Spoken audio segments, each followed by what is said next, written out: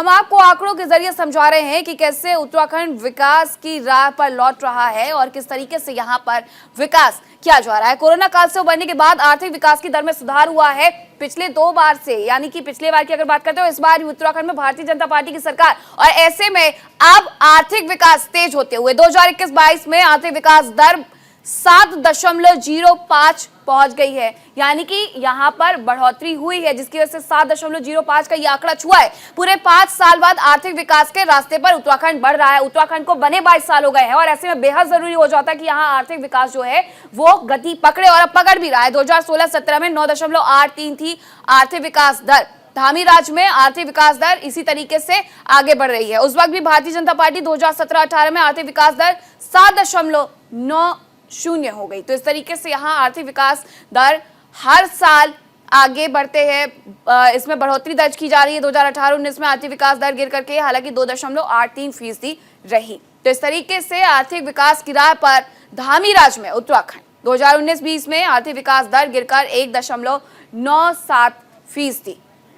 तो ये तमाम आंकड़े हैं, साल दर साल हम आपको ये आंकड़े बता रहे हैं कि किस तरीके से आर्थिक विकास दर यहाँ गति पकड़ रहा है। 2020-21 में आर्थिक विकास दर गिर करके -5.38। यहाँ थोड़ा झटका लगा क्योंकि कोरोना काल का वो वक्त था और इस वजह से आर्थिक विकास में यहाँ थोड़ी गिरावट भी देखी गई। इस तरीके से आर्थिक विकास को यहाँ पर झटका भी लगा जब -5.83 ये आर्थिक विकास दर पहुंच गई थी। चारधाम यात्रा में घोड़ा खच्चर और हेली और डंडी कंडी से 211 करोड़ रुपए का कारोबार हुआ है विकास की राह पर उत्तराखंड, क्योंकि उत्तराखंड में इसी तरीके से यहाँ पर्यटन को बढ़ावा मिलता है और पर्यटन ही मुख्य मुद्दा रहता है यहाँ आर्थिक विकास का।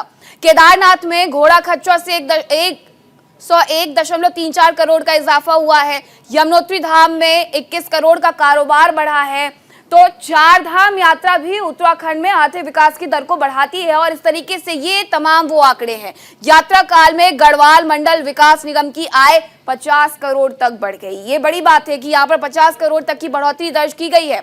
और कुमाऊं मंडल विकास निगम से 14 करोड़ रुपए का कारोबार हुआ है।